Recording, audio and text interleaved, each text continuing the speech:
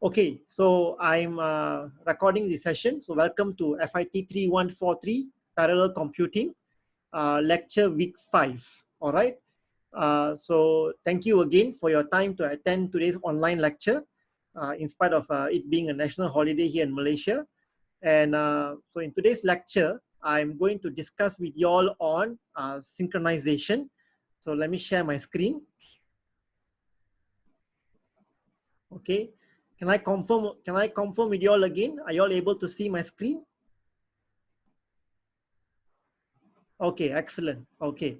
So I would like to try out some well, okay, never mind. Let's go with the lecture first, and then eventually I will then try out something different based on some feedback I've received for a Monash U review. So today's lecture is all available here. I've just only a few minutes ago posted a few sample code which I got it from online. So this is not my code. This is some code I sourced online, and I found the links to the code, and I provided it to you all here, and you all can refer to the sample code based on what we are going to cover in today's lecture. Okay, so just to make sure the session is being recorded. Okay, good. And we are sharing the screen. Everything is there. Okay, let's go into our lecture today. All right, so in today's lecture, we are going to cover well, my mistake, real-time clock synchronization methods. All right, then we will go into logical clock synchronization techniques. Then we will go into mutual exclusion and deadlock detection. So 4 items that we'll cover in today's lecture. It will take us about 90 minutes or so to cover today's lecture. So I'll try to complete it before 1:45. All right. And the learning outcomes associated or linked to this topic, one is how you can, based on what you have learned in today's lecture, you should be, the knowledge you gain from today's lecture should help you explain the fundamental principles of parallel computing architectures and algorithms, and also allow you to compare and contrast different communications and concurrency schemes. All right. Now, when we talk about synchronization, okay, so let's have a discussion about synchronization. Maybe I'll choose a different color pen today. Okay, so to hide the ribbon. Okay, so let's talk about synchronization today, right? Sorry, what happened to my pen? 1 second, guys. Something went wrong with my slides. Let me open it again.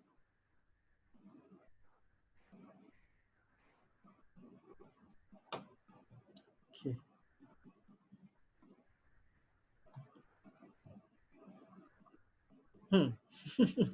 It seems that something has gone awfully wrong. If I can do this, okay, maybe I will do this better. 1 second, guys. 1 second. I apologize. Something is awfully wrong in my computer. Suddenly, it went all haywire. Everything is okay. We're not having any abnormal things over here. Everything used to be working very fine. Show tabs and commands. Okay. I think maybe it's fated. Probably I should go to full screen today. Okay. And then, yeah. So at least this is fine. Okay. Now, so we will discuss real-time clock synchronization and methods. Then we will cover logical clock, mutual exclusion, and deadlock detection and handling. Again, to repeat, the learning outcomes linked to today's topic is on LO1 and LO2. All right. Now, when we talk about synchronization, so now you have to understand that we have transitioned from shared memory parallelism. So we have gone from shared memory parallelism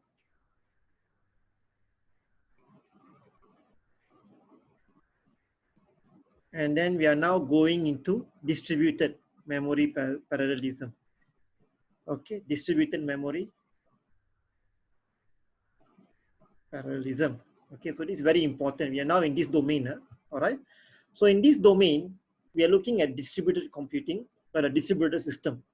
So in a distributed system, you have distinct processes that are spatially separated, and it runs concurrently.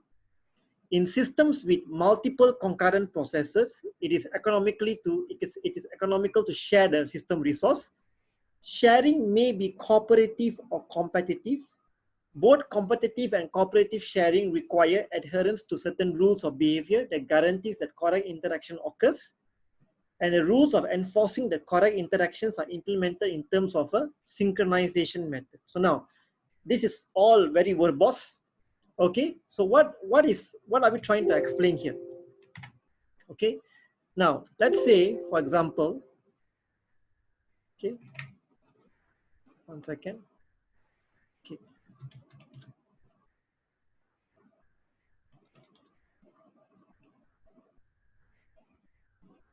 Okay.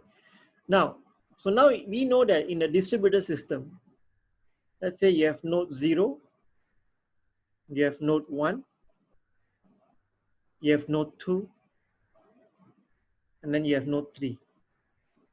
Okay.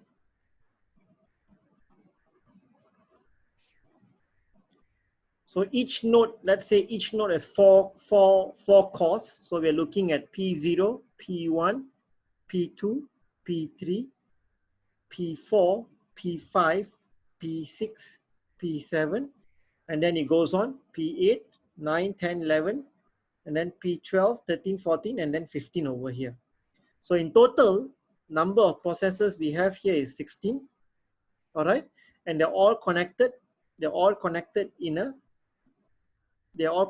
network. Okay, they're all connected in a network, and each node has its own memory. So all of these processors, they're able to they have each node has its own memory. Maybe I'll draw it over here.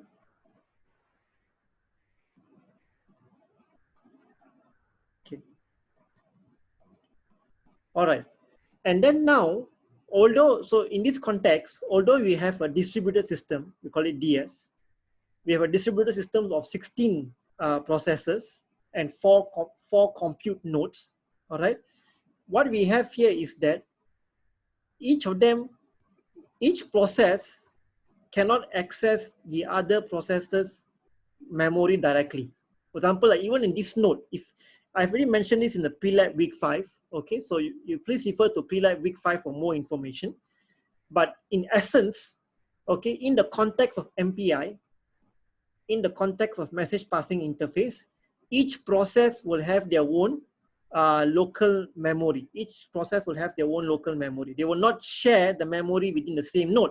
And of course, process 0 cannot access the memory of process 4 in node number 1 and so forth. So in this context, you have to use message passing interface to actually exchange messages between processes.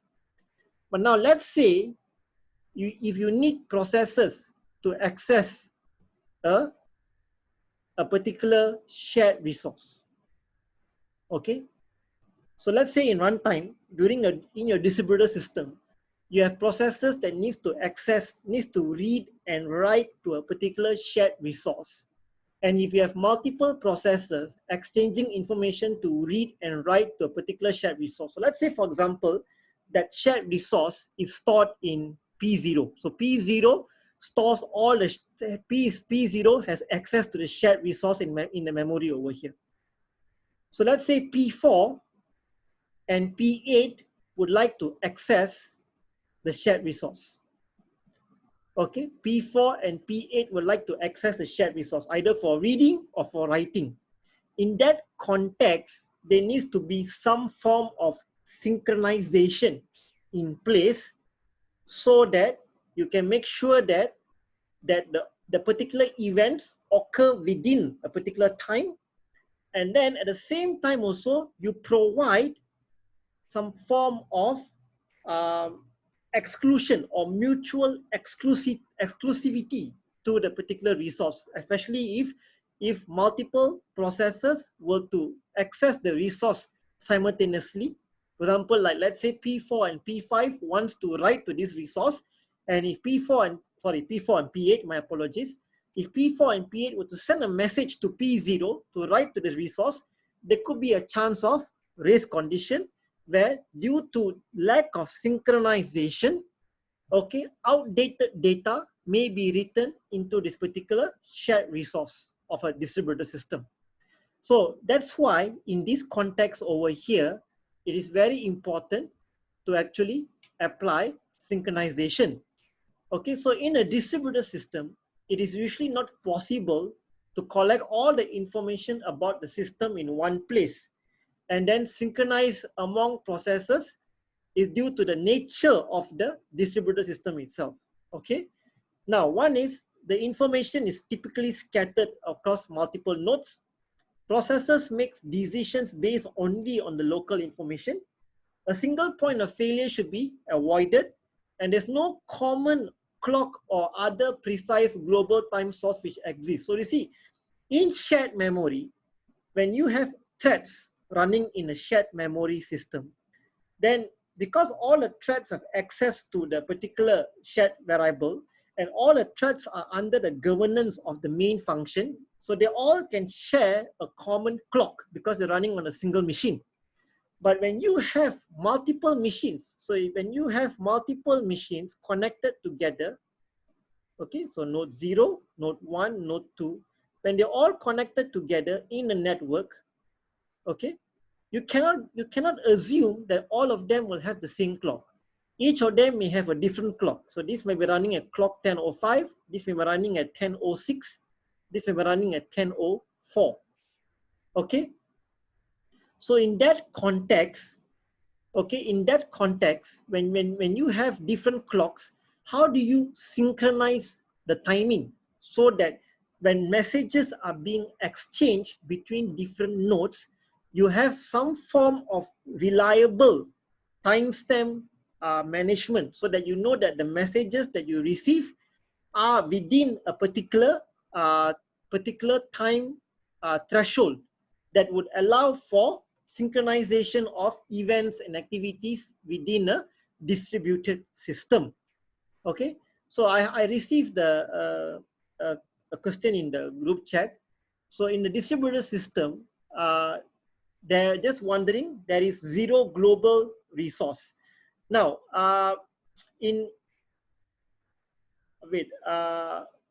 when you say about zero global resource, wait a minute.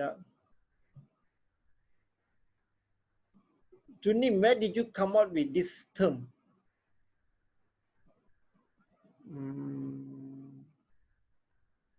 Because in the context of zero global resource, I need to, Jun, can I talk to you for a while?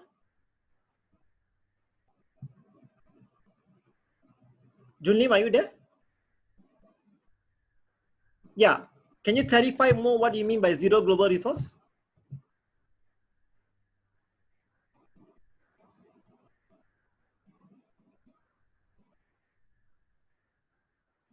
No.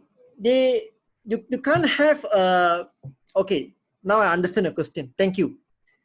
In a distributed system, you cannot have a shared global variable. As far as I know, that is not possible. If you really want to have a shared resource, then one of the nodes, one particular use case is that one of the nodes will keep that shared resource. One of the nodes will keep the shared resource, all right? And all other nodes, when they want to access that shared resource, they will send a message to this particular node to access the resource. So that is something, Jun, I will explain to you all later through example. So that is what we call as group mutual exclusion. Okay, group-based mutual exclusion. So in a distributed system, you just can't directly access, for example, like if N2 wants to access the resource in N1, a shared resource, you just can't directly read it. It has to send a message to read it out actually. So I hope this clarifies your understanding on this particular topic over here. Okay. So why do we need to use synchronization? So timing synchronization is very important in terms of, like for example, like when you all do online transactions, you need to make sure that the time at which you make the transactions is synchronized with the server time. Otherwise, there could be issues later on when they're trying to process a transaction. So that's very important. So there are other reasons of synchronization, which I will skip on this part here. Okay, and there are a number of methods on how you can actually apply synchronization. So all of these are just some simple, the first few slides are just some verbose writing just to get you an idea of what is synchronization and why do you need synchronization. Okay, now in clock synchronization, okay, there are time in a centralized system. Okay, time is actually unambiguous. All right, so a process can make a system call to know the time. For example, like say a process A asks for the current time, and a little later process B asks for the time. So technically, the value of the time for B is larger than the value of time for A. In a distributed system, if process A and B are on different machines, B time may not be greater than A time. So what we're trying to say is this, all right?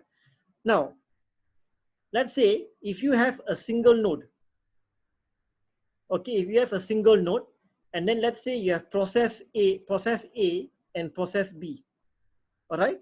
If process A and process B request the time within the node itself, okay, it is very, and A, let's say A requests for time first, and then B requests for time next. So obviously, at the point when B requests a timestamp, B's timestamp will be larger than A's timestamp. So this is something that you already seen, okay, when you use the clock operation in some of your the lab activities, especially when you're using the clock operations for the prime search algorithm.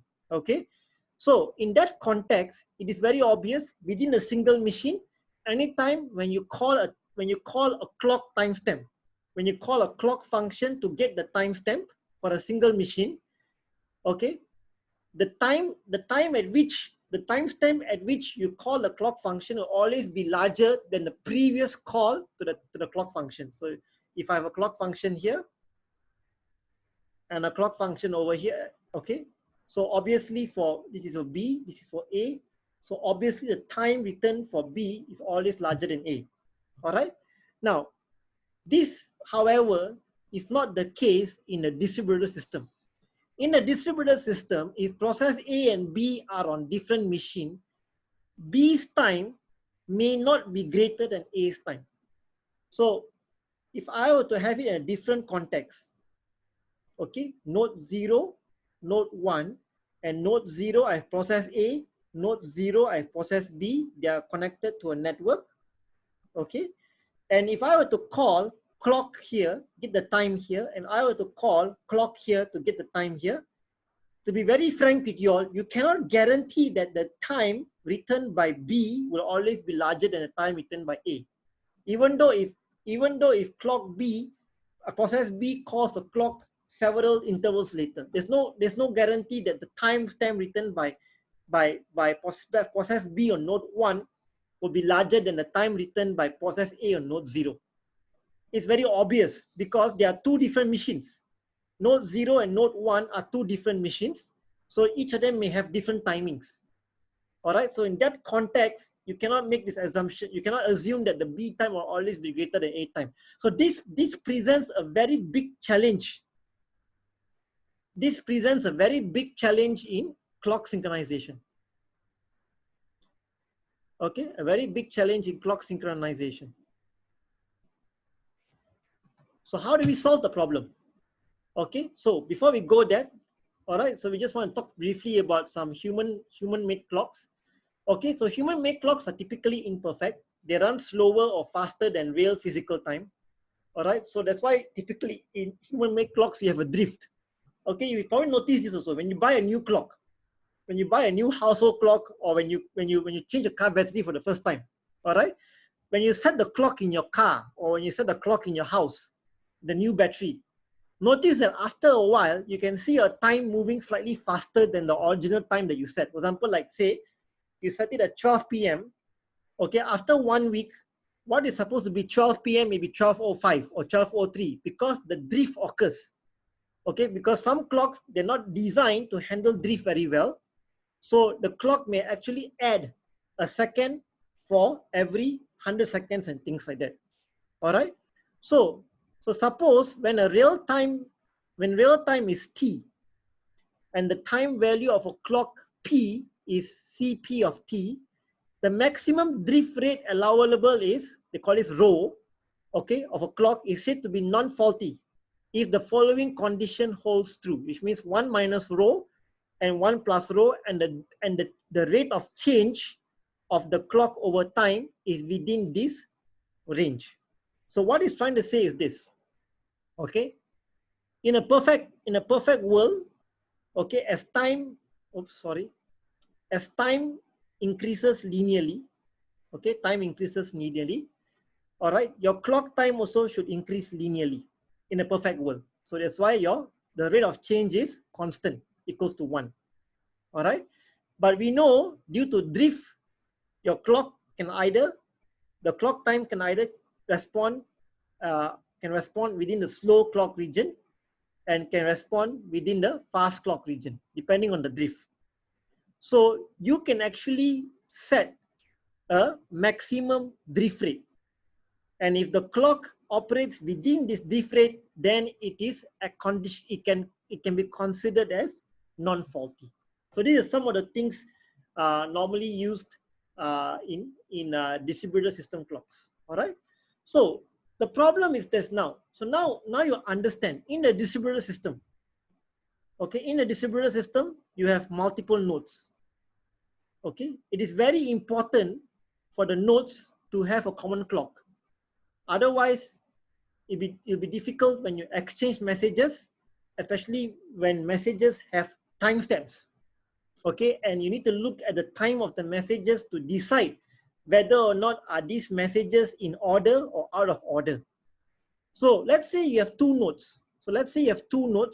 Okay, you have two nodes, Alice and Bob. They are nodes within a MPI cluster. All right. So now they want to synchronize the clock. Sorry. So let's say Alice sends a message to Bob saying that my time is 12:07. What's your time? And Bob receives this message at 12:11. And Bob responds back at 12:11 that I've got 12:11. But you have to understand, this message will travel through a network. Okay, this message will travel through a network. So which means that there could be delays in the network. Okay, there could be delays in the network. So which means that Alice would actually receive Bob's response. Bob sent the response at 12:11, but Alice only received it at 12:19. Okay, and then Alice because of this, so Alice takes, okay, so which means that Bob's time is 11. So what do? I downgrade my time. So I downgrade my time to match Bob's time. I do a subtraction, and then I sync my time and I send it. But by the time I send a message, Bob's time is already changed to 12:23. So it's no longer in sync. Although Alice thought that she would have synced her time with Bob's computer clock time, but that's not the case, because the delay in the network was not captured. The delay in the network was not captured during the clock synchronization. Okay, and then when Bob finally gets it, Bob sets it at 12:09 and sends it to Alice. Alice's time has not changed at 12:21. So you can see that because of this, neither of them will actually be able to synchronize the clock in this context. If they would just exchange message telling them, this is my time, what's your time, I give my time, I do some changes, I adjust my time, it's not going to work that way. Okay, you need to apply a more systematic approach on how you actually want to synchronize the clock. So in that context, so now remember, guys, we are talking about the first topic of our lecture today. Physical clock synchronization. Okay, the first section of topic today. Now, in physical clock synchronization, the first method used to actually achieve some form of synchronization is called Christian's algorithm. So this algorithm synchronizes the clock of all other machines to the clock of one machine, the time server. If the clock of the time server is adjusted to real time, all other machines are synchronized to the real time. Every machine requests the current time to the time server. The time server responds to the request as soon as possible. The requesting machine then sets the clock based on this formula. All right, so it takes its current, it takes the server clock, the server's time, plus the difference from which it first made the request to which it received the request, minus the delay. So this delay is sent to with the server time also. The delay taken for the time server to get the request and then to send back the server time divided by 2. Okay, so this is normally done in a gradual manner. All right, so this is a very classical approach on how you can achieve clock synchronization using Christian's algorithm, physical clock synchronization. All right, now another method is the Berkeley algorithm. So Berkeley, as you know, is from the University of Berkeley. So University of Berkeley has made immense contribution to network architectures and protocols way for decades. All right, so they are one of the pioneers of the network infrastructure for the internet, and they also make significant contributions to the Unix architecture and generally to computing as a whole. So one of the clock synchronizations methods was also proposed by them, by the professors or researchers in Berkeley University. It's called the Berkeley algorithm. So it's developed by Gusela and Zeti. So unlike Christian's algorithm, where the server, unlike Christian's algorithm, the server process in Berkeley's algorithm called a master periodically polls other slave processes. Okay, so generally speaking, the algorithm is as follows. The master is chosen with a ring-based election algorithm. The master then polls, so don't worry if it's too verbose, it's there for your own reading, all right? So the master polls the slaves who replies with their time in a similar way to Christian's algorithm. The master observes the round trip time of the message and estimates the time of each slave and his own. So you can see that the second and third points here are quite similar to Christian's algorithm. Okay, the second and third points here are quite similar to Christian's algorithm. You get the time, you give it a response, and then you measure the round trip taken. All right, and then the master then averages the clock time, ignoring any values it receives far outside the values of others. Instead of sending the updated current time back to other processors, the master then sends out the amount of positive or negative that each slave must adjust the clock. This avoids further uncertainty due to the round trip time at the slave process. So what is happening here? So what is happening here is this. Okay. So first of all, within a node, okay, for example, like here, we have node 0, node 1, node 2. The 3 nodes here will make a decision who will be the master, who will be the slaves. So let's say in this case, node 0 is the master. Node 1 and node 2 are the slaves. All right. So what happens is node 0 sends out a request. Okay, polls the time from the slaves. So let's say we take 2.9 is just a time unit. So it's not 2 p.m. and 90 minutes. No. You can just take it as time unit. Okay, just take all of these points as time units. All right, time units. So now what happens is that the time server sends a request for the time, and the time server tells its own time to all the slaves. So the time server tells this is my time now 3 to node 1 and node 2, and also tells it to itself. At the next interval, what happens is that each of the nodes returns back the difference.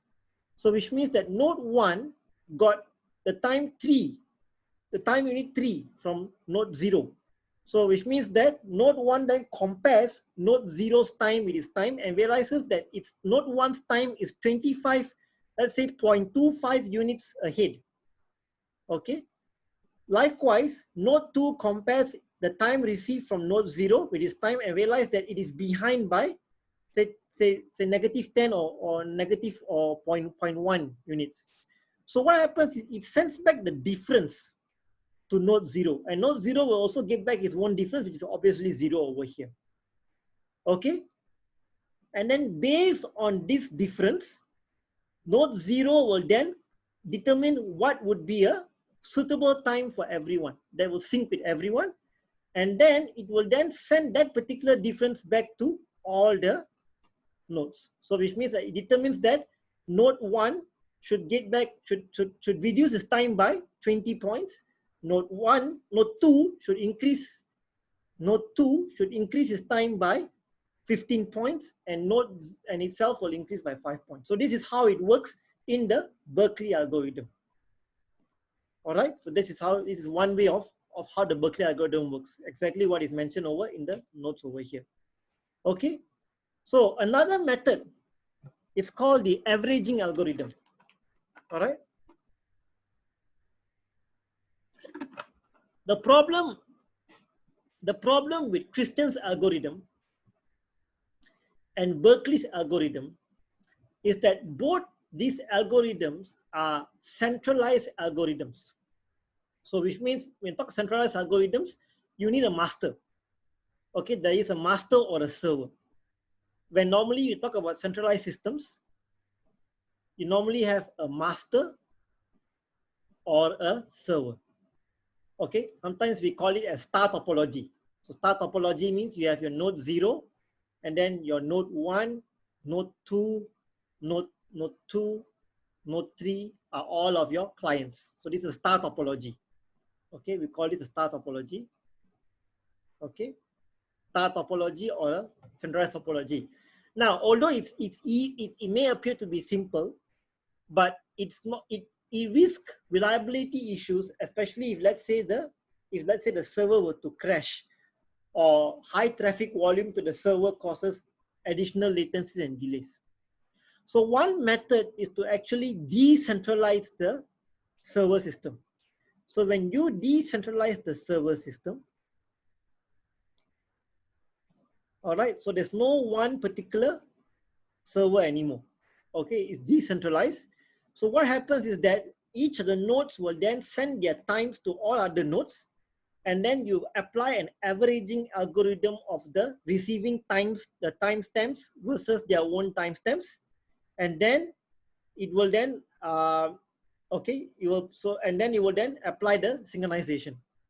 So one example is here. So let's say in this case, let's say this particular averaging algorithm, okay, is looked at the perspective of processor 0, within the viewpoint of processor 0. Each of them will do it. So let's say you have node 0, node 1, node 2 over here, node 0, node 1, node 2. So processor P0 is inside here, processor P1 is inside here, processor P2 is inside here. What we are looking at this timing diagram is on the context of P0. Okay, P1 will have another timing diagram, P2 will have another timing diagram. For the purpose of simplicity, we just show for P0. So as you can see over here, P2 and P3, they are sending their time clock times to P0. So at T0, P2 sends its time to P0. Okay, but when P0 receives it, it's T2. At the same time, P3 at time T0 sends its clock value to P0. When P0 receives it, it's time T3. And then, all right, and then P1, okay, when P1 sends its time to P0, when P0 receives it, it's time T1. So you can see that the time at which the messages appear at the time at which the messages were transmitted were at different timestamps because they belong to different nodes. All right. What happens is processor P0 collects all the times and then finds an average and then divides it with its original time to get the delta time. And this delta time is then used to resynchronize its clock. So each of them does the same thing. Processor, so all of them processor P0 all the way to P3 will do the same task over here. Okay, that's why we call it the averaging algorithm. It's based on a decentralized method. There's no one server that collects all the information and then after that determines what should be the adjusted time. In this condition, all of the nodes within the group will synchronize their time based on comparing their timestamps with other nodes' timestamps. Okay, so you come up with some form of common timestamp. There might still be some variations. Okay, that's why I call it averaging. It's not perfectly in sync. Okay, not down to the millisecond and things like that. There might be some variations, but those variations are acceptable in this context. Okay, so what we have spoken so far, okay, just to recap quickly, in terms of physical clock synchronization, okay, we have looked into Christian's method, we have looked into Berkeley, and then we have looked into the averaging method. 3 different methods. Okay, 3 different methods over here. Now, back in sometime a couple of decades ago, okay, so you have to understand that distributed computing is not something that's recent. Distributed computing has been there back in the 80s, 90s when network computing became network computing became mainstream back in that period. Okay, so back then Leslie Lamport. So Leslie Lamport is a famous researcher in distributed systems. He has written books and many articles about this field. Okay, Leslie Lamport said that it is not necessary for you to work very hard to synchronize the clock between different nodes within a cluster computing system. Okay, what Leslie Lamport showed is that clock synchronization need not necessarily be absolute. All right, what he's trying to say is that if 2 processors are interacting, if 2 processors are working concurrently, so let's say you have processor P0 and you have processor P1 working concurrently within a cluster, okay, within a cluster, they're working concurrently, but P0 and P1 has no interaction. They're working concurrently to solve a problem, but let's say they're not exchanging any messages over here. So in that context, it is not necessary to have their clocks synchronized. What matters is that the processors agree on the order of which an event occurs. Okay, so that is what Lamport is saying, that if you have 2 processors that do not interact, their clocks need not be synchronized. Most important is that the processors do agree which event occurs in order. For many purposes, it is sufficient that all interacting machines agree on the same time. It is not essential that this time is the real time. Okay, the clocks that agree among certain computers, but not necessarily with the real clocks, are called logical clocks. So what we saw before is on physical clock. So physical clock means that each process will try to adjust their local system clock based on a feedback they receive from the server or in a decentralized system. All right. In this case, we are not looking at absolute value. We are looking more on a relative method from a logical perspective. Okay, from a logical perspective, where the clocks that agree on time and within, okay, where clocks that agree on a time and within a certain time limit, they normally are physical clocks. Clocks that agree among certain computers, but not necessarily with the real clock, are called logical clocks. So logical clocks are clock timing methods where these methods timings are agreeable between computers or nodes within a processors, but they're not referenced to a particular real clock, or not linked to a particular real clock. But the clocks that agree on a fixed time within a certain time limit, these are what we call as physical clocks. Okay. Now, so in that context, in the logical clock context, Lamport synchronization algorithms, okay, propose the following. The algorithm only determines the event order, but does not sync the clock. So it applies the following conditions. So these two is very important in Lamport. Okay, you need to really understand these two. Number one, number two. So before I come to these 2 points, let me explain here first. So what we have is something called as a happens before relation. So this is something we spoke of in week 3 lecture also, when we went into IPC and RPC, inter-process communication and remote procedure call. So happens before relation says that A happens before B. Okay, this means that all processes agree that event A occurs before B. Okay, now based on this context, Lamport says if A and B are events in the same process and A occurs before B, then A must have occurred before B. So what is the first one trying to say? So let's say within the same process, okay, within the same process, you have event A happening first. And then after that, you have event B happening within the same process. So in this condition, it is very obvious that A happens before B. Okay, you know this, I know this, we all know this. Now, the second one is important. If A is an event of a message being sent by one process, and B is the event of the message being received by another process, then in that context, A happens before B. So this applies to number one. In number two, if let's say you have process P0 and then you have process P1, and if P0 triggers an event A that sends a message to P1, and P1 upon receiving the message triggers event B, in this context we say that A occurs before B.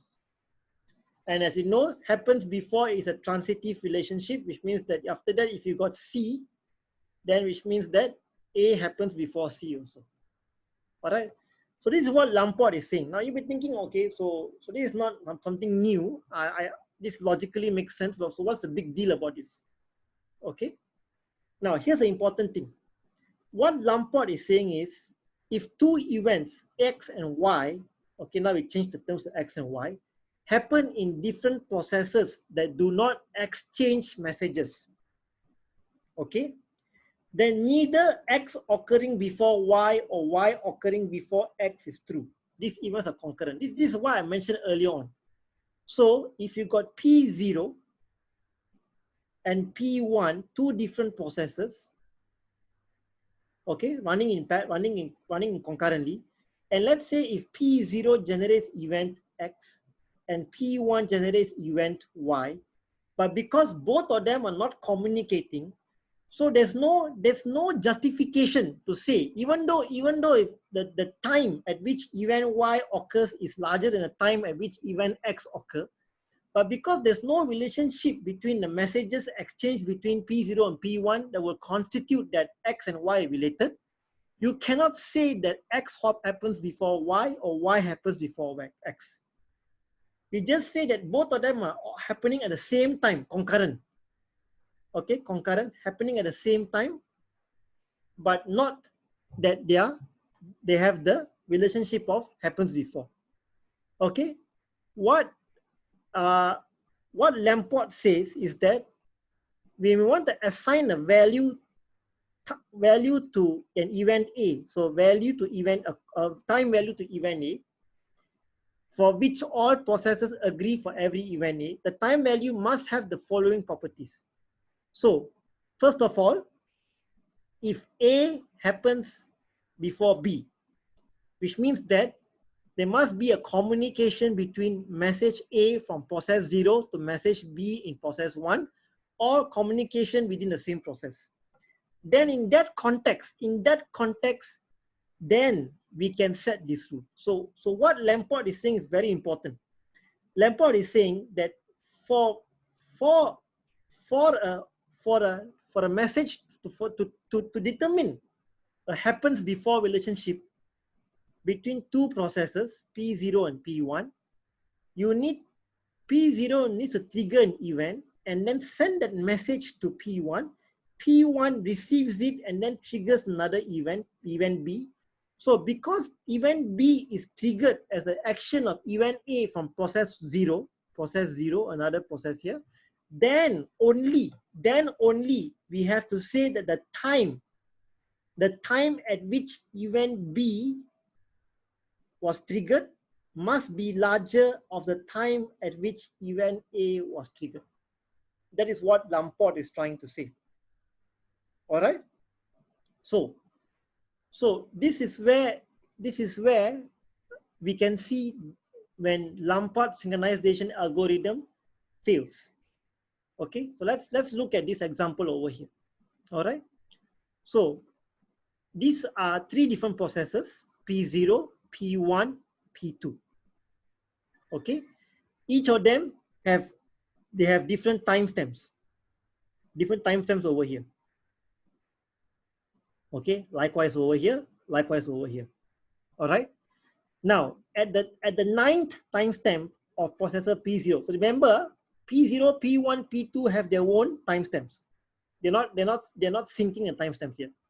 Okay, at P0, at timestamp 9, P0 generates an event A and sends the message to P1. P1 receives the message at timestamp 22. So this timestamp 22 is local within this process one, not a global clock. Okay, not a global clock. But in this case, we are following Lamport's rule that says that because an event is triggered for A to B, in this case over here, so the time of C of B is larger than C of A. Example like here. So from here, 22 sends a message B over here. So the time is larger. So it's considered to be okay. It's following Lamport. But let's see the other way around. So now let's say processor 2 sends a message from at time 50, which is received at processor 1 at time 77. And processor 1 sends a message to processor 0 at time 81. So at time 88, processor 1 sends the message to processor B0. This is a problem because we have a relationship in the fact that an event was triggered that requires a message to be sent from P1 to P0, but the time at which P0 received the message is behind the time at which P1 sent the message. So this is a problem. And because of this, we have to solve this problem. So either way, okay, one method is they do is, okay, they increase the clock at least by 1 between two events. They increase the clock. So every time when they send a message, they try to increase the clock. So this is one method they try to do that, so that at least when the messages arrives, then the clock would have increased further ahead. This is one example of how they try to solve it. Okay, so Lamport's algorithm has one shortcoming. Okay, has one shortcoming. All right, which is, oops, sorry.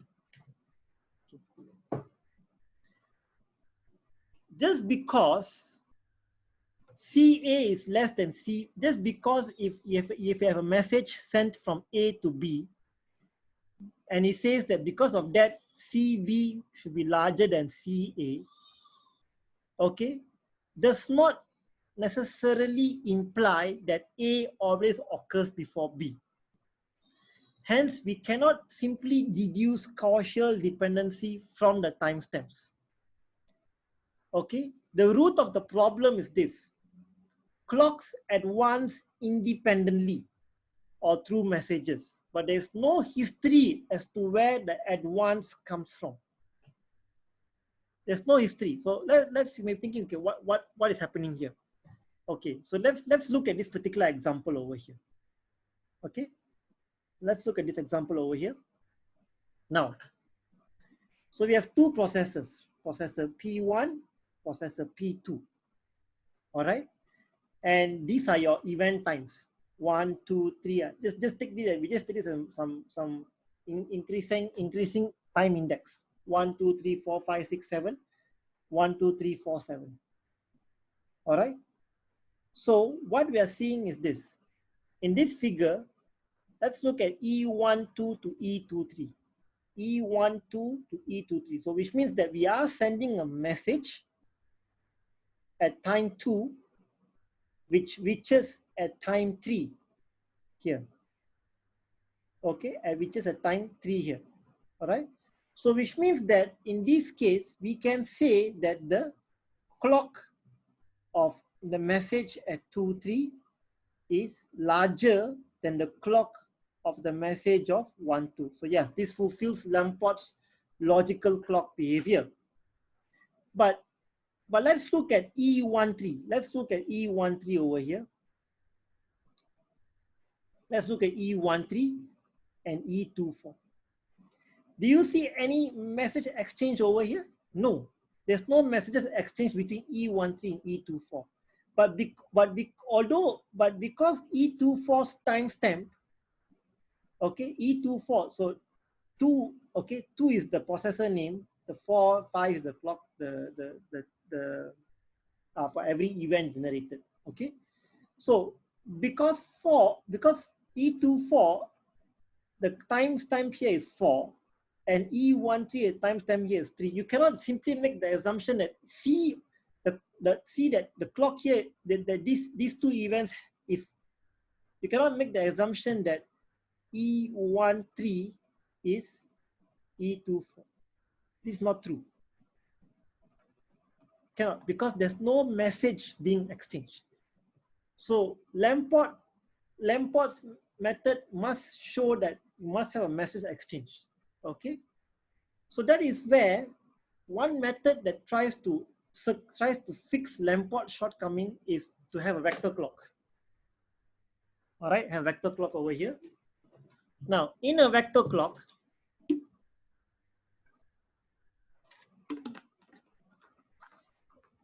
all right, in a vector clock, each process maintains a vector clock of V subscript I of size n, where n is the number of processes. The component Vij, so V subscribe Ij, contains the processor's Pi's knowledge about Pj's clock. So what is this? Don't worry, okay? Don't worry about this. Okay, let me explain to you all through whiteboard. Okay, maybe I'll just make this simple. Okay, go back here. We don't need this. Okay. So let's say, for example, we have P0, we have P1, and then we have P2 over here. Okay, let's say my P is equals to 3. All right. So each process, so in this case, your I is 0, 1, 2. Okay, P0, P, okay. So your I is here. Okay, I is for here, this part here. P0, 1, 2. So what is saying that each process will keep a vector. Will keep a vector of its, the vector is this case V0. V0 is for P0. And inside V0, you have J equals to 0, J equals to 1, J equals to 2. Inside here, you will keep the time of your own process. Okay, you will keep the time of the process from P1. and the time of process from P2. Same thing, P1 will have its own vector V1, and inside here it will have J0, J0, J1, and J2. J0, J1, and J2, and inside here it will keep the time of, so in this case here it will keep P0's time, P1's time, and P2's time. Inside here you will keep P0's time, P1's time, and P2's time. All right, so each process will have a vector storing the clock of all other processes. All right, so what is trying to explain, okay, what is trying to explain is this. Before a timestamp, so at the beginning, you increment your process timestamp by 1, your own process, Vi of I. So in this case, Vi of I is there. So let's say for 0, you increase your own timestamp by 1 over here. All right.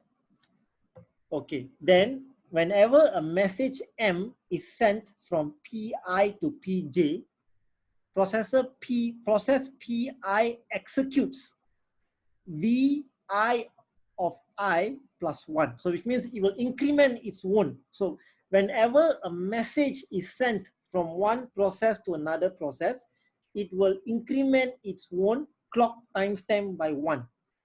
And then it will send the entire vector together with the message.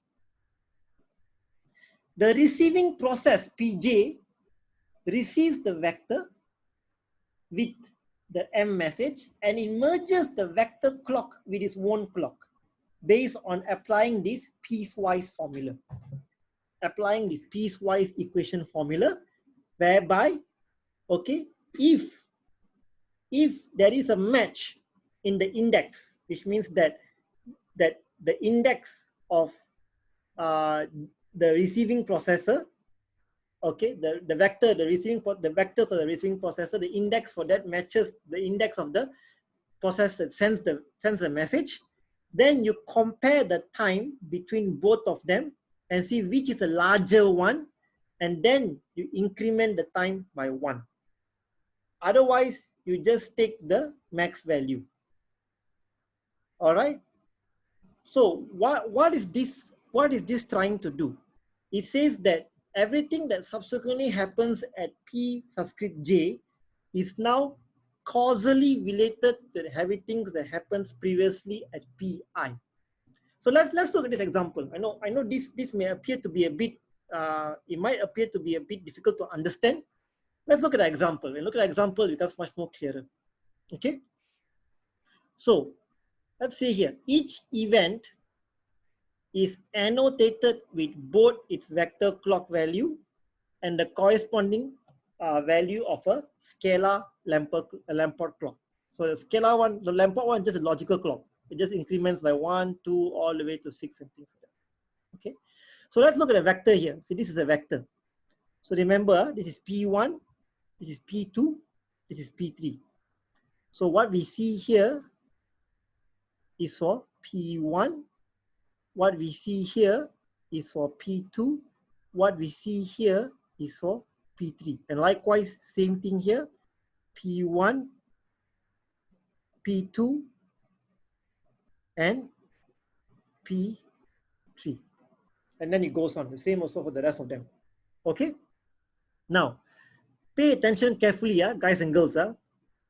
Pay attention carefully, all right? So now look at E12, at this logical timestamp, okay? We are sending a message from process 1 to process 2. So what happens is that not only we will send a message to process 2, then we will increment the timestamp. So you see, I'll increment the timestamp from 1 to 2 for P1. Okay, I'll increment timestamp. So you increment the timestamp first. You do this first, and then you send a message. So I increment the timestamp from 1 to 2. And then I send this entire vector together with the message, plus the message to P2. When P2 When P2 receives the message, P2 will compare 200 from P1 for at this point with its own one. It is own one, so which means that it will increment its own one. It will is 0, 2, 0.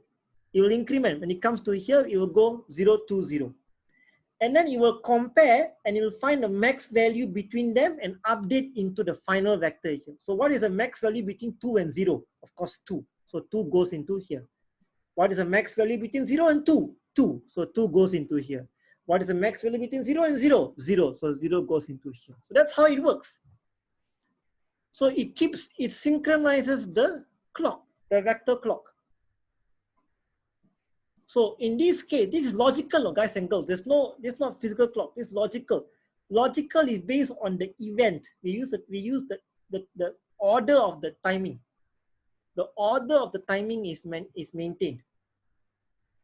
All right, and it goes on. So like here, see at 001, it will send this message 001 to 220. And 220 will go to 230, and then it will compare, it becomes 231. So I hope you understand this. And this is how vectors clock works. All right. So generally, let me repeat again. For logical clock, we have Lampport's. For logical clock, we have Lampport's technique, which is not perfect.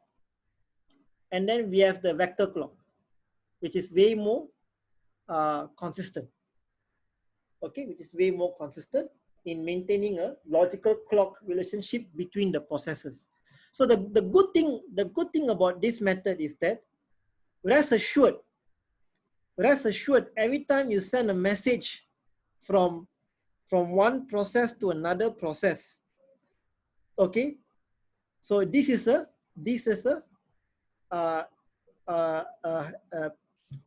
represents a causality relationship where event 6 occurs before event 5. Okay, so as you can see over here, this event ordering is maintained because of the vector clock. All right, you can see from 1, 2, 3. Okay, then 1 maintained, it goes to 4, 5, 6, because when it sends the message over, you can actually maintain the event ordering over here. So I hope this gives you an idea on how vector clock actually works. Okay, so we have covered the first topic, the first part on clock synchronization. Clock done. The next one I want to cover is on exclusion. So this is the next topic I want to cover, and then after that you do deadlock at the end. Then we are done with today's lecture. All right. I received the request break for a short washroom break. Okay. If you all want, I can give you all a 5 minutes break. We come back at 5 minutes time. Come back at 5 minutes time. Let me stop sharing, and let me just pause the recording first for a while. All right. So I've resumed recording after our short break. So I'm going to share the screen again. Okay, so I have a question. What's the question, Paige?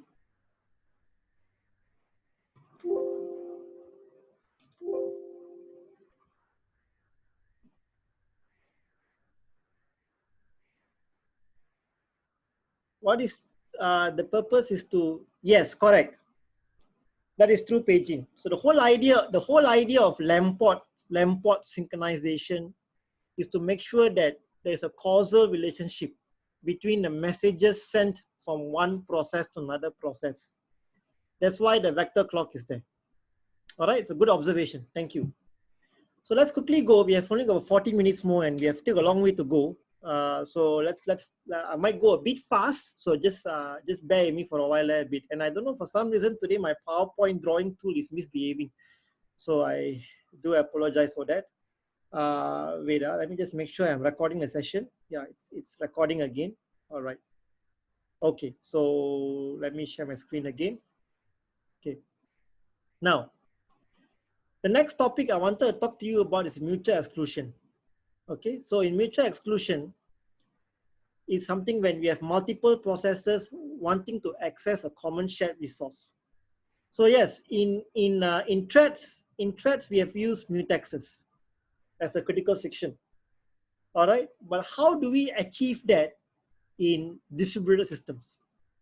So one method, one common method, this one all I will jump from this. It's all given to you all writing here. Okay, I'll explain straight in diagram, save some time a bit. Is having a centralized algorithm. This is what I mentioned just now, early on. Okay, this is what I mentioned just now earlier on. Here, let's say we have 3 nodes, node 1, node 2, node 3. Each of them, or maybe I can just for the purpose of this, I will straight go back to a whiteboard. Actually, I drew in a whiteboard earlier on, exactly here. So let's say node 0 was elected to be the server. Node 0, in node 0's memory, there's a region which is used for the shared resource. But only one process in the entire MPI group can read and write from this shared resource. So you'll be wondering, wait, that doesn't make sense. How does that work? They're all in a different memory structure. I mean, they're not sharing the memory. How is it I can use a distributed mutex or something like that? Okay. The idea is this. Let's say processor P4. Let's say P4 wants access to the shared resource. P4 sends a message requesting for access. Node 0, which is P0. I mean, P0 of node 0 is the central server managing the mutual exclusion. Accepts the request, sends the entire content of this shared region to P4. It will send. P4, while P4 is given access and P4 is modifying the sent buffer to from P0, any other process that asks access to this region will have to wait. Okay, they will have to wait until P4 is complete, sends back the buffer back to P0 to update with the new content, and then send a message to release the actual access, and then P0 will give the next process access. Can you follow, guys, how this works? Guys, can you follow or not? Any feedback? Any feedback? Can you follow how it works or not? Okay. So okay, Heikel say it's good. Okay, thanks, Heikel. All right. So I just repeat again, just for the purpose. I know it sounds a bit redundant, but I just want you all to understand how this works. Okay. So let's say P0 has its own memory. I keep it simpler. P1 has its own memory, and P2 also has its own memory. All right. Now let's say one part of this memory over here is your exclusive region, which means that all processors want to access the data inside here, but only one process at any given time can access the data inside here. So this is where we have to do a centralized mutual exclusion, a centralized server mutual exclusion, which means that if P1 wants to write to the content here, P1 first sends a request. If the request is accepted, P0 sends back the entire buffer to P1. P1 modifies the buffer and sends it back to P0. While that happens, if P2 were to send a message wanting access, P2 will be put into a waiting list until P1 has completed modifying the buffer in its own local memory and then sending back the buffer to be returned back into the exclusive region. That is what meant by this context here. All right. And that is what this slide is trying to explain to you all. Exactly the same thing. All right. Initial status. All right. You request. P1 puts in a request to the centralized server. All right. If the mutual exclusion is not being used, it will reply back. And then once it's done, it releases. Now let's say while P1 has access to the buffer of the centralized server, P2 sends a request. P2 will be kept inside a waiting list. If P3 comes in, P3 will be kept inside the waiting list. So once P1 is done, P2 gets the access, and then P3 is in the waiting list. And then once P2 is finished, P3 will get access to the shared resource, and then finally, all of them will be cleared from the queue. In fact, if you go to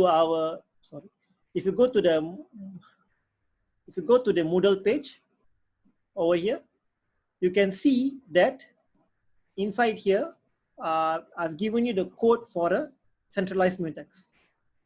And if you open a centralized mutex, it does exactly what we mentioned just now in the example over here. So please go through this example. I've tested the example already. Okay, the code works perfectly fine inside the mutex code. You can have a look at it. So I would like you all to do some self-study rather than myself going through the code for you all.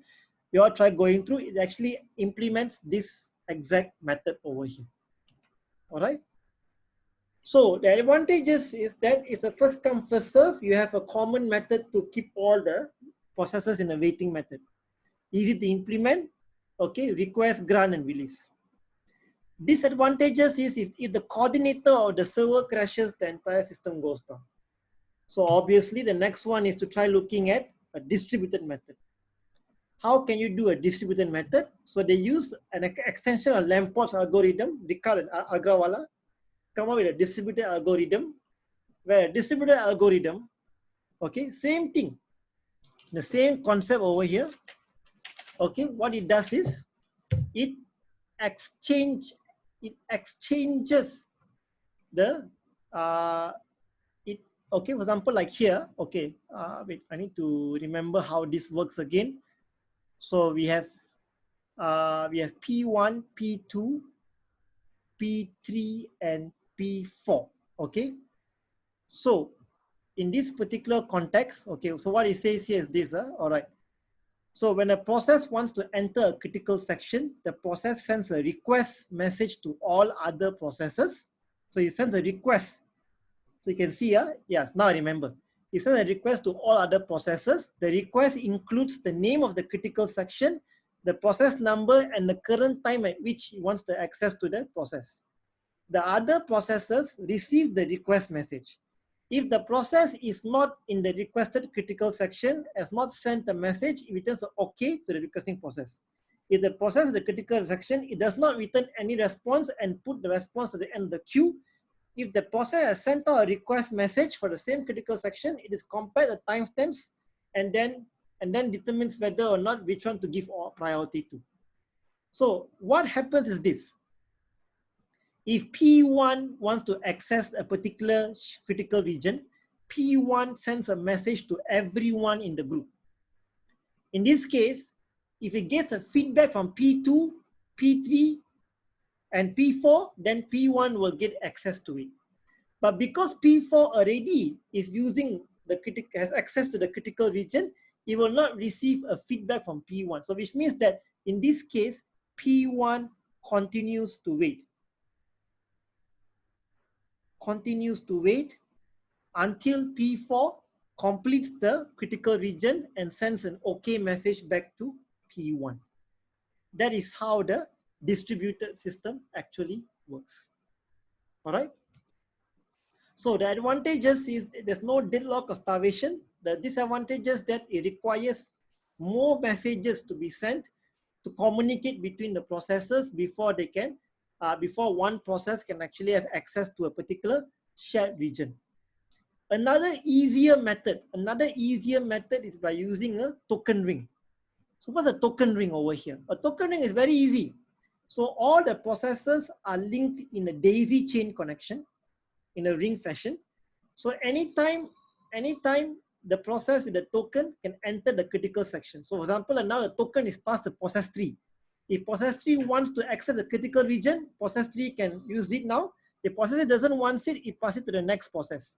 If process 4 doesn't want it, it passes it to the next process. If process 5 wants it, process 5 will have access to the particular token ring algorithm. So that is token ring algorithm. Again, it's if you look at the number of messages exchanged, distributed takes the most amount of messages, but distributed is in a way considered the most reliable. Or can say scalable in this case. Okay, all right. So, but each of them has their own issues. If one process if a process that holds the token, if a process that holds the critical lock fails, then it will never send back an OK message. So each of them has their own pros and cons. Okay.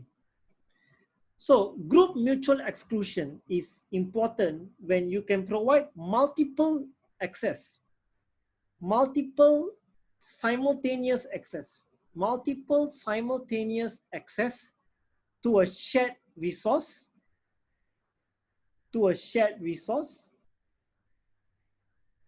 for reading. So when it comes to reading, it's fine to have multiple processes reading from the same source. It's only when it comes to writing, then only one process can access the resource at any given point of time. So that's where we have group mutual exclusion. Now, the last topic that I want to discuss with you all is deadlock. Deadlock is a condition where a process cannot proceed because it needs to obtain a resource held by another process, and it itself is holding a resource that other process needs to hold. So there are two types of deadlock: communication deadlock and resource deadlock. Communication deadlock occurs when process A is trying to send a message to process B, which in turn is trying to send a message to process C. And where process C is trying to send a message to process A. What is this happening over here? Okay, exactly. Let me explain over here. This is one good example over here. Okay, so typically when we have several conditions for deadlock to be met: mutual exclusion, hold and wait, non-preemption, and circular wait. So let's say for deadlock modeling. Okay, deadlock modeling over here. So let's say we have process 1. So let's use, okay, so let's just for nomenclature. Okay, so the dots here represents resources. So if you see an arrow coming up from the left hand side to the right hand side, which means that process I is holding a resource R. If you see the other way around, process I is requesting for a resource here. So what you can see over here is P1 is holding R1, and here P1 requests for R2, and at the same time P2 holds R2 and P2 requests for R1. This is a classic. You have a circle here, a circle of communication, and hence this will lead to your program hanging, which means that in a distributed system, while process 1 holds access to resource 1, okay, and process 1 asks for access to resource 2, but resource 2 is being held by process 2, and process 2 asks for access to R1. So which means process 2 cannot let go of R2 until it gets R1, and process 1 cannot let go of R1 until it gets access to R2. Hence, this is a classic deadlock. Your whole system will go into a hanging based system. Okay. I had a question just now on Junlim. Token based, yeah, it's kind of a first in, first out system. Yes, Junlim. All right. So a cycle needs to be present in a deadlock for it to occur. In this case, the deadlock may not necessarily occur if P3 were to release the process and P2 gets it, because here we allow for 2 simultaneous processes to a particular region over here. All right. So there are a couple of conditions that would dictate a deadlock. One is a cycle, as I mentioned just now. A knot is a directed graph, which is represent a collection of vertices and edges with the property that every vertex in the knot has outgoing edges, and all outgoing edges from vertices in the knot terminate at other vertices in the knot. So what's the meaning over here? Okay, what's the meaning over here? So let's look at this condition. Okay. So here we have the following cycles. P1 wants to have access to R2. R2 is being held by P2. P2 wants R1. R1 is being held by P1. So we have one cycle over here. We have a potential deadlock over here. All right. Knot is, you can see P1. Okay. P1's, you can look carefully here. Every vertex in the knot has outgoing edges, and all outgoing edges from the vertices in the knot terminate at other vertices of the knot. So in this context, P1's edge will eventually terminate at P2. P2 edge will eventually terminate at P3, and P3's edge will eventually terminate at R1. So in that context, we have a deadlock, okay, between cycles and knot. So we can actually simplify the resource. We don't actually need to show, when you're trying to draw a deadlock graph, you don't actually need to show the resource over here. You can simplify this as a as processes trying to read from another process. So you can actually simplify this by removing out the resource access. So this whole graph can be drawn using this graph object, which is far more easier to understand. Okay, so how do you handle deadlock? There are a few methods.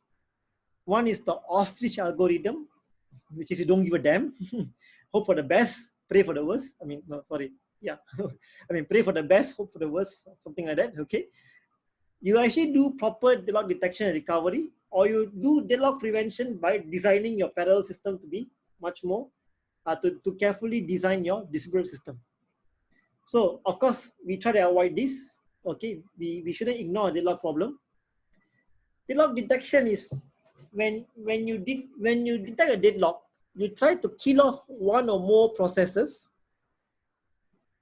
Okay, if you have an atomic transaction, atomic means that you can have multiple processes accessing a same region of memory.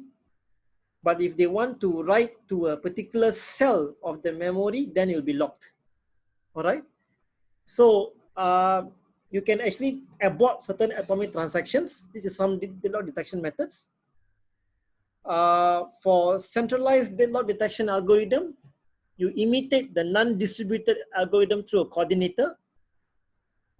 And each machine maintains a resource graph for its processor and resources. A central coordinator maintains a graph for the entire system. A message can be sent to the coordinator each time an arc is added or deleted. The list of arcs and deletes can be sent periodically. So what's the meaning over here? So in this context, okay, each process actually has its own local graph. Each process has its own local graph. Every time a request comes in, it builds up a graph. It builds up a graph, and when the graph shows a potential deadlock, it will not process further. Okay, so example like here. Okay, so in this case over here, the resource on here, P0 holds S, P0 wants R, P1 holds R, P2 holds S, P2 wants S, P2 holds T. So when you combine them together, okay, so you merge them on the coordinator can then detect potential deadlocks and then apply certain mitigation techniques. But this problem has an issue with false deadlock.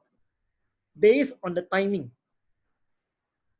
For example, let's say processor P1 releases the resource R. Processor P1 asks the machine B for resource T. So two messages are sent to the coordinator, releasing R, waiting for T. But if the message 2 arrives first, the coordinator will construct a graph thinking that there's a potential deadlock. But actually no, because in actuality, you're going to release R first, then waiting for T. So that's one condition of how you can get a false deadlock. That's why you need to apply proper timing synchronization. The last part I want to discuss with you is a method on how you can apply a distributed approach towards deadlock detection by Chandra, Misra, and Haas, called the CMH method, okay, where processors can request multiple resources at once. Some processors wait for the local resource, and some processors wait for resources on other machines. The algorithm is invoked when the processor has to wait for a resource, okay, and this message contains 3 fields. A process that's just got blocked, sending, and whom is being sent. So it's similar to the vector method, okay. So how it works is this. When a probe message arrives, the recipient checks and see whether is it waiting for any of the processes. If no, it ignores the message. If so, update the message. So how it works is this. All right. Let's say, okay, let's say P1. Okay, let's say P1 gets blocked by P3. Okay, so you can say when a probe arrives, the recipient checks to see whether it's waiting for any process. If yes, it will ignore.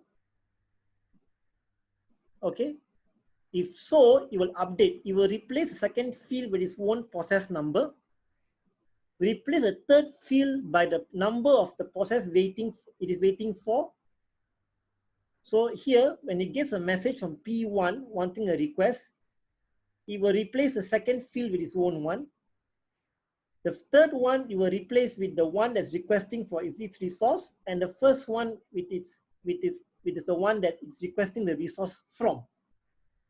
So it will then exchange the message, and eventually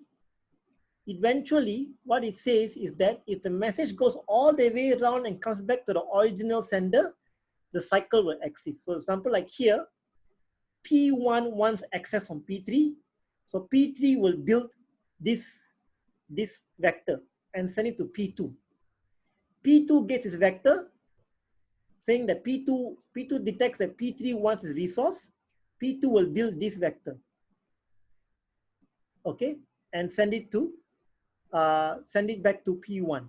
And eventually P1 will detect that there is a issue over here. So we have a cycle over here, and hence we have a condition of a deadlock. So this is one method on how they can detect potential deadlock. Okay. So the rest of the parts, deadlock avoidance, is not something I want to cover in detail here. You can read it on your own. Okay. So in summary,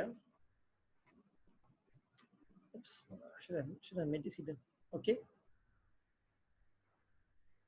In summary, sorry guys, I know it's a very lengthy lecture today, very theoretical lecture also. So I know I do apologize if it's a bit tedious, but I have to cover this because you all need to understand the theory part. So just bear with me, but we can discuss more in tutorials next week. Okay. So in summary, when it comes to real clock, we have Christian's method, Berkeley's method, and the averaging algorithm. All right. So this is the first one. Okay. Then on top of that, logical clock, we have Lamport and vector. And how do we handle mutual exclusion? Centralized, distributed, and group mutual exclusion. Okay, we didn't cover deadlock handling, but we covered deadlock detection based on applying the couple of methods based on drawing your graph, and also on the CMH, Chandra, Misra, and Haas algorithm. All right. So generally, this is today's lecture. I know it's very theoretical in nature, but today's lecture is just to give you an idea about it. Now, bear in mind, in your second assignment later on, you may be required to perform some form of synchronization between the nodes. Okay, once you get a second assignment, I will discuss more about that. So just understand the concept first, and then later on we will try to do some practice later on. Okay, so please go through the code examples given in lecture here. All right. So inside here, we have an example of business algorithm, centralized mutex, and also a communication deadlock. We give you can compile the code and see how it works. Okay, so any questions before I end today's lecture? Any questions, guys and girls?